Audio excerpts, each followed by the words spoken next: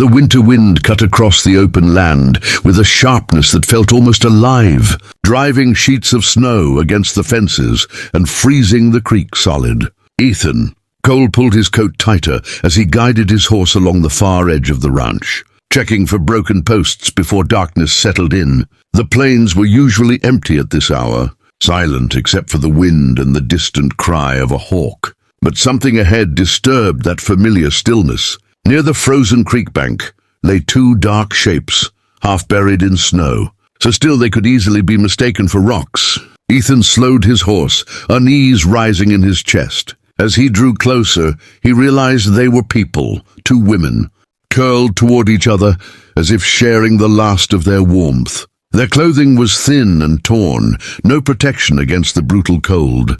Frost clung to their hair and lashes, and their breaths came in shallow, uneven clouds. One of them stirred when she heard the horse, lifting her head slightly before collapsing back into the snow. Without stopping to think, Ethan dismounted and knelt beside them.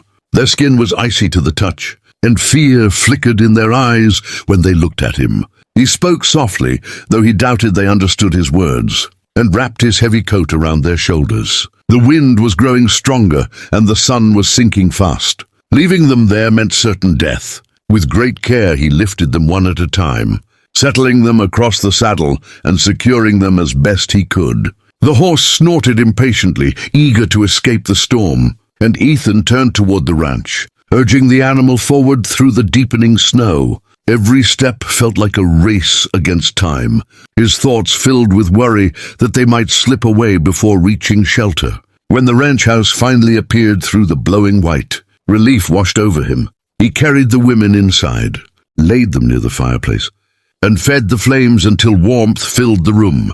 He heated water, rubbed their hands, and wrapped them in thick blankets. Slowly, color returned to their faces, and their breathing steadied.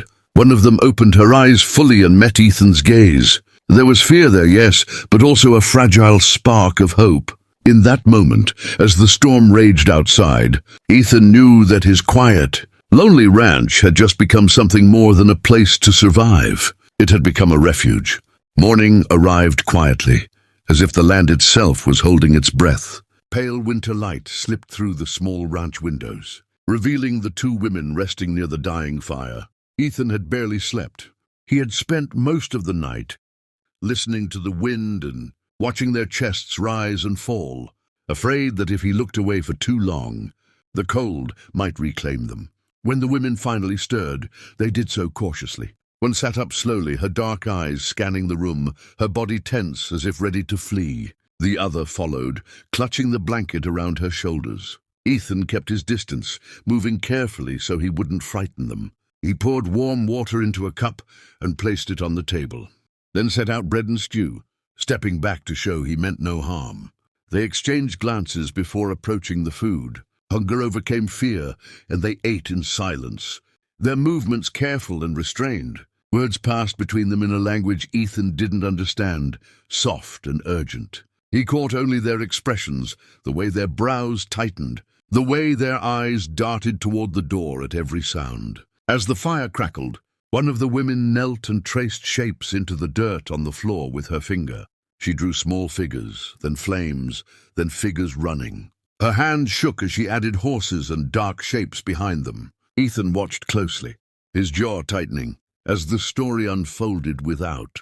Words, loss, violence, flight, the cold had not been their only enemy. Outside, Ethan went about his chores, but his mind stayed inside the house. When he returned, he noticed something that set his nerves on edge. Near the far fence, half hidden by fresh snow, were horse tracks that hadn't been there the day before. They weren't his. They led toward the ranch, then disappeared again into the open land. That night, the air inside the house felt heavy.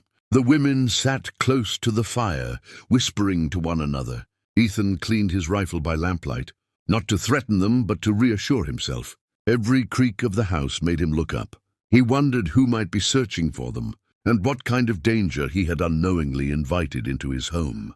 Before turning in, he placed extra wood by the fire and another blanket near the women. One of them looked up at him and pressed her hand to her chest, then bowed her head slightly.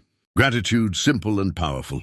Ethan nodded in return, silently promising that as long as they remained under his roof, the cold, and whatever else followed them, would not take them again. The days that followed settled into a fragile rhythm. The storm clouds cleared, leaving the land bright but bitterly cold, and life at the ranch slowly adjusted to the presence of the two women. Strength returned to them little by little. They rose with the sun, helped carry water, and learned the routines of the animals through observation rather than words.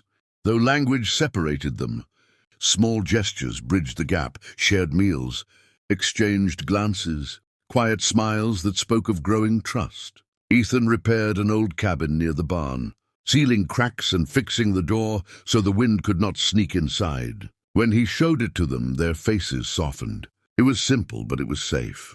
For the first time since he had found them in the snow, he saw something like peace in their eyes. They moved their few belongings inside and lit a small fire, treating the space with care as if afraid it might vanish. One evening, as the sun dipped low and painted the plains in gold and shadow, Ethan noticed movement on the horizon. Riders, distant but deliberate. His body tensed instantly. He counted them, watching the way they moved across the land, searching rather than passing through. The past he thought he had left behind stirred again, bringing with it old instincts and quiet resolve. He returned to the yard and loaded his rifle, standing near the fence where the land opened wide. The women stepped out of the cabin, sensing the change. One of them moved forward and stood beside him, her posture calm but unyielding. She placed her hand over her heart, then gestured toward the ranch, toward the ground beneath their feet. This place mattered. It was no longer just a hiding spot, it was home. The riders never came closer. After a long, tense stretch of time, they turned away, disappearing into the distance like shadows fading with the light. Ethan let out a slow breath he hadn't realized he was holding. The land grew quiet again, the only sound the wind moving through dry grass. That night, they shared a meal in silence, the fire warm and steady. There was no need for words. A bond had been formed, forged not by blood or history, but by survival and choice. In the vast, unforgiving wilderness, they had found something rare, a shelter built on trust, and a future that, for the first time in a long while, felt possible.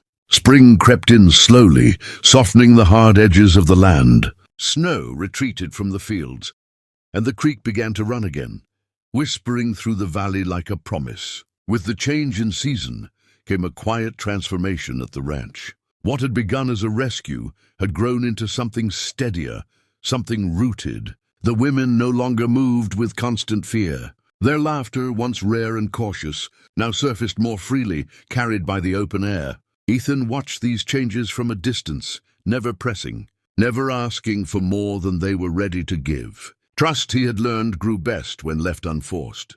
The women taught him small things in return, how to track animals by broken grass, how to read the weather by the sky's color at dusk. In the evenings, they sat by the fire, exchanging stories through gestures, drawings, and patient silence. The words were few, understanding deepened. One afternoon, a stranger rode up to the ranch.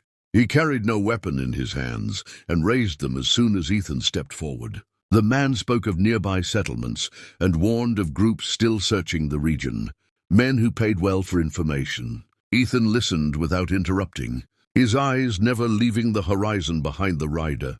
When the man finally left, the calm of the ranch felt thinner, stretched tight by the reminder that danger had not vanished, only paused. That night the women gathered their things and approached Ethan. Their expressions were serious, heavy with thought. One of them pointed east, then to the open land beyond the hills. They could leave, they were saying. They did not want to bring trouble to his door. The offer was made with respect, not fear. Ethan shook his head slowly. He placed his hand flat against the fence post, then spread his arm wide across the ranch. He belonged to this land, and as long as they wished to stay, so did they. The women exchanged looks, emotion flickering across their faces. One reached out and placed her hand over his, grounding the moment in quiet certainty. As darkness fell, the ranch stood unchanged, wood, earth, fire, and sky, but something within it had shifted forever. It was no longer a place defined by solitude or survival alone. It had become a shared ground, defended not just by strength, but by loyalty. Whatever lay ahead, pursuit, conflict, or peace, they would face it together, bound by a choice made in the cold and honored in the warmth that followed.